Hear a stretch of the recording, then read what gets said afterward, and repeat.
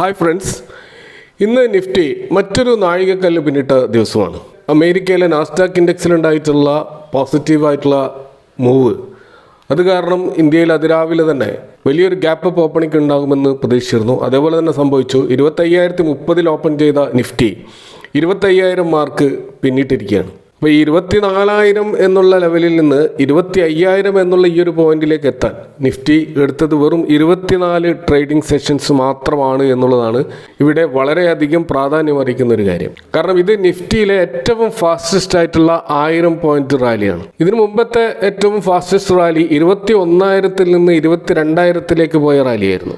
അത് 2023 ഡിസംബർ 8 മുതൽ ജനുവരി 15, 2024 വരെയുള്ള ആ ഒരു കാലഘട്ടത്തിലാണ് 21,000 നിന്ന് 22,000 നിഫ്റ്റി ഷൂട്ടപ്പ് ചെയ്തത്. അന്ന് 26 ട്രേഡിംഗ് സെഷൻസ് എടുത്തിരുന്നു. അപ്പോൾ 6 റെക്കോർഡിനെയാണ് ഇപ്പോൾ 24 ട്രേഡിംഗ് സെഷൻസ് മാത്രം എടുത്തുകൊണ്ട് നിഫ്റ്റി ബ്രേക്ക് ചെയ്തിരിക്കുന്നത്. അപ്പോൾ ഇതിനു മുമ്പത്തെ നമ്മൾ മറ്റൊരു ഡാറ്റ നോക്കുകയാണെങ്കിൽ 22,000 നിന്ന് 23,000 എത്താൻ വേണ്ടിയിട്ട് 66 ട്രേഡിംഗ് സെഷൻസ് എടുത്തിരുന്നു. അതേപോലെ 23,000 നിന്ന് 24,000 എന്നുള്ള ലെവല് ക്രോസ് ചെയ്യാൻ വേണ്ടിയിട്ട് 47 ദിവസവും എടുത്തിരുന്നു. ഈ ഒരു മൊമെൻറ്റം എത്ര കാലം നിലനിൽക്കും എന്നാണ് ആശങ്കയോടെ ഇൻവെസ്റ്റേഴ്സ് നോക്കുന്നത്. കാരണം ഇവിടെ ബിയേഴ്സിനെ കാണാൻ കഴിയുന്നില്ല എന്നുള്ളതാണ്. കാരണം മാർക്കറ്റ് ഏത് സമയം ഇടിയും തകരും എന്ന് നിരന്തരം പറഞ്ഞുകൊണ്ടേയിരിക്കുന്ന ബിയേഴ്സ് പക്ഷേ ഇതിനെ തകർക്കാൻ വേണ്ടിയിട്ടുള്ള ഒരു കാരണം കണ്ടെത്താൻ കഴിയുന്നില്ല എന്നുള്ളതാണ് ഏറ്റവും വലിയ പ്രശ്നം. എന്നാൽ ബുൾസ് വളരെ ശക്തമായിട്ട് കഴിഞ്ഞ 4 ട്രേഡിംഗ് സെഷനിൽ നിഫ്റ്റി മുന്നോട്ടേക്ക് തന്നെ പോയിക്കൊണ്ടിരിക്കുന്നതായിട്ട് നമുക്ക് കാണാൻ കഴിയുന്നത്. ഇപ്പോൾ കഴിഞ്ഞ 3 ദിവസമൊക്കെ ആണെങ്കിൽ നിഫ്റ്റി ഏകദേശം 25,000 ക്രോസ് ചെയ്യാൻ വേണ്ടി ശ്രമിച്ചുകൊണ്ടേയിരിക്കുകയായിരുന്നു.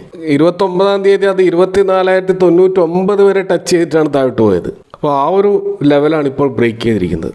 ഇതൊരു സൈക്കോളജിക്കൽ അഡ്വാൻറ്റേജ് മാത്രമാണ്. ഇത് നിഫ്റ്റിയുടെ ഇമ്പോർട്ടൻറ്റ് ലെവലാണ് എന്നൊന്നും നമുക്ക് പറയാൻ കഴിയില്ല.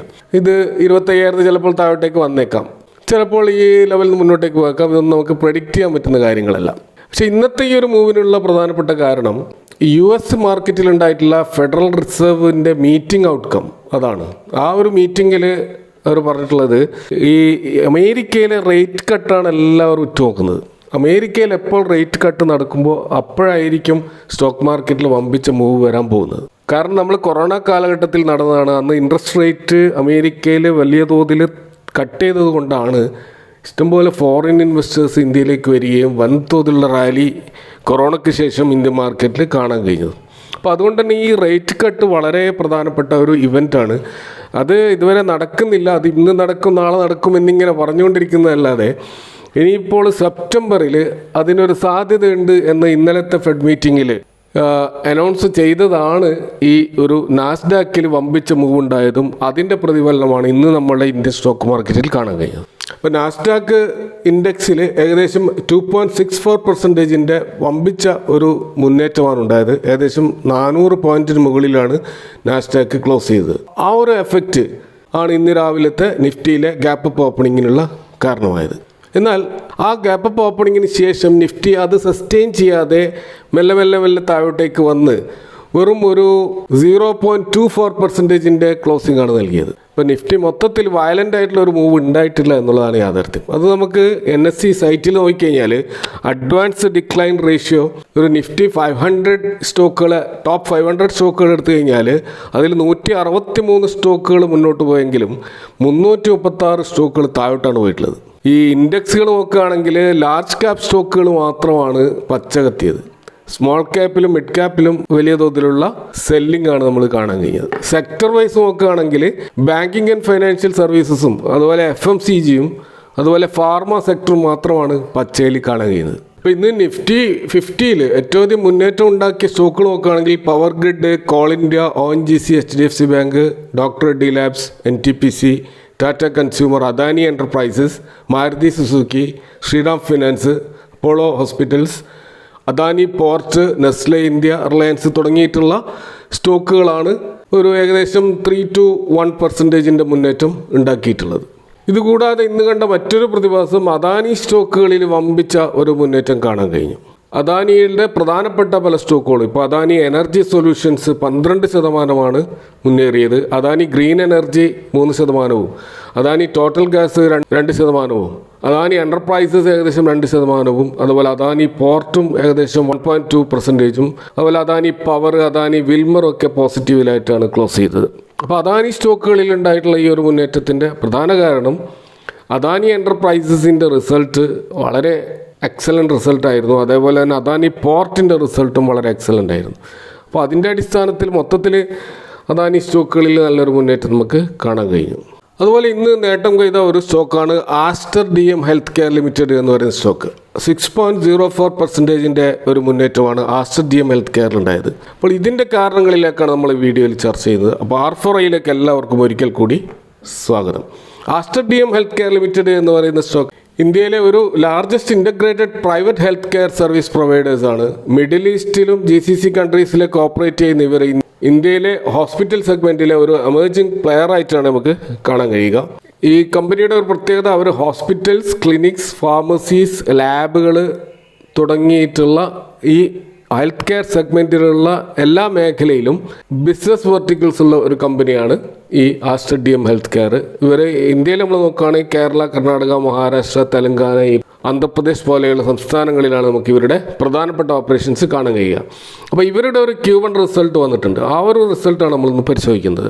അപ്പോൾ ഇവരുടെ ഒരു Q1 റിസൾട്ട് നമ്മൾ നോക്കിക്കഴിഞ്ഞാൽ കാണാൻ കഴിയും. അപ്പോൾ ഇവരുടെ സെയിൽസ് 2023 ജൂണിൽ രേഖപ്പെടുത്തിയത് 841 കോടിയാണ്. അപ്പോൾ അവിടെ നിന്ന് അത് ഉയർന്നിട്ട് ഇപ്പോൾ 1002 കോടിയായിട്ട് വർദ്ധിച്ചിട്ടുണ്ട്. അപ്പോൾ ഓപ്പറേറ്റിംഗ് പ്രോഫിറ്റിൽ നല്ല തോതിലുള്ള ഒരു മുന്നേറ്റം നമുക്ക് കാണാൻ കഴിയും. 2023 ജൂണിൽ 119 കോടി ഉണ്ടായിരുന്ന ഓപ്പറേറ്റിംഗ് പ്രോഫിറ്റ് ഇപ്പോൾ 161 കോടിയായിട്ട് വർദ്ധിച്ചതായിട്ട് നമുക്ക് കാണാം. അതുപോലെ നെറ്റ് പ്രോഫിറ്റ് നോക്കുകയാണെങ്കിൽ 2023 ജൂണിൽ 20 കോടി മാത്രമുണ്ടായിരുന്ന നെറ്റ് പ്രോഫിറ്റ് ഇപ്പോൾ 5152 കോടിയായിട്ട് വളർന്നതായിട്ട് കാണാം. അപ്പോൾ ഈ ഒരു 5152 കോടി എന്നുള്ളത് വളരെ ഞെട്ടിക്കുന്ന ഒരു ഫിഗറാണ്. എങ്ങനെയാണ് ഇത്രയധികം പ്രോഫിറ്റ് ഉണ്ടാക്കിയത് എന്ന് നമ്മൾ നോക്കുകയാണ്. കുറച്ചും കൂടി അതിൻ്റെ ഡീറ്റെയിൽസ് പോകേണ്ടി വരും. ഇങ്ങനെ നോക്കുമ്പോൾ നമുക്കിവിടെ കാണാൻ കഴിയും അതർ ഇൻകം എന്ന് പറയുന്ന ഒരു ഹെഡിങ്ങിൽ അവിടെ നമുക്ക് 5120 കോടി എക്സെപ്ഷണൽ ഐറ്റംസ് ആയിട്ട് കാണാൻ പറ്റും. അപ്പോൾ ഈ ഒരു എമൗണ്ട് ആണ് ഈ നെറ്റ് പ്രോഫിറ്റിലുള്ള ഈ വർധനവിന് കാരണമായിട്ടുള്ളത്. അപ്പോൾ നമുക്ക് കാണാൻ കഴിയും ഇയർ ഓൺ ഇയർ സെയിൽസിൽ ഏകദേശം 19% ഉയർച്ച ഉണ്ടായപ്പോൾ ഇയർ ഓൺ ഇയർ പ്രോഫിറ്റിൽ 633% വർധനവാണ്. ക്വാർട്ടർ ഓൺ ക്വാർട്ടർ നോക്കുകയാണെങ്കിൽ 2% വർധനവ് മാത്രമാണ് സെയിൽസിൽ. പക്ഷെ പ്രോഫിറ്റിൽ 2,37,529% വിചിത്രമായ ഒരു ഫിഗറാണ് നമുക്ക് കാണാൻ കഴിയുക. അപ്പോൾ അതിൻ്റെ കാരണം ഈ പറയുന്ന ഈ എക്സ്ട്രാ ഇൻകം വന്നതാണ്. അതെവിടെ നിന്നാണ് വന്നത് നമ്മൾ നോക്കിക്കഴിഞ്ഞാൽ നമുക്കറിയാം ആസ്റ്റർ DM ഹെൽത്ത് കെയർ കഴിഞ്ഞ ക്വാർട്ടറിൽ അവരുടെ GCC ബിസിനസ്സും ഇന്ത്യയിലുള്ള ബിസിനസ്സും സെപ്പറേറ്റ് ചെയ്തിരുന്നു. അപ്പോൾ അതിൻ്റെ ഭാഗമായിട്ട് ഈ ആസ്റ്റർ DM ഹെൽത്ത് കെയർ ഇന്ത്യക്ക് കിട്ടേണ്ടിയിരുന്ന 5148 കോടിയുടെ ഒരു ഡിസ്പോസൽ ഇൻകം ബിസിനസ് ഓപ്പറേഷനുമായി ബന്ധപ്പെട്ട് കിട്ടാനുണ്ടായിരുന്ന ആ ഡിസ്പോസൽ ഇൻകം അവർക്ക് കിട്ടിയിട്ടുള്ളത് ഈ ക്വാർട്ടറിലാണ് അത് അവർ രേഖപ്പെടുത്തിയിട്ടുള്ളത്. അതുകൊണ്ടാണ് ഇവിടെ ആ ഒരു വിചിത്രമായിട്ടുള്ള ഒരു മുന്നേറ്റം നമ്മൾ പ്രോഫിറ്റിൽ കാണുന്നത്. അത് ആക്ച്വൽ പ്രോഫിറ്റ് അല്ല, അത് അതർ ഇൻകം കൂടി ഇതിൻ്റെ കൂടെ ചേർത്തുകൊണ്ടാണ്. എങ്കിലും അവരുടെ പ്രോഫിറ്റിൽ നല്ല തോതിലുള്ള ഈ എമൗണ്ട് മൈനസ് ചെയ്താലും മുന്നേറ്റം ഉണ്ടായിട്ടുണ്ട്. അപ്പോൾ ആസ്റ്റർ DM ഹെൽത്ത് കെയർ കഴിഞ്ഞ ക്വാർട്ടറിൽ നല്ലൊരു ഡിവിഡൻഡ് അനൗൺസ് ചെയ്തുകൊണ്ട് ഇൻവെസ്റ്റേഴ്സിനെ ആകർഷിച്ചിരുന്നു. അപ്പോൾ ആ ഡിവിഡൻഡ് ഇനിയും കിട്ടുമോ എന്നുള്ളതാണ് ഇൻവെസ്റ്റേഴ്സ് ഉറ്റുനോക്കുന്നത്. അതിൻ്റെ അനൗൺസ്മെൻ്റ് ഒന്നും വന്നിട്ടില്ല. ഇതൊക്കെയാണ് ഇന്നത്തെ മാർക്കറ്റുമായി ബന്ധപ്പെട്ടിട്ട് പറയാനുള്ളത്. Thank you for watching. See you next time with another video.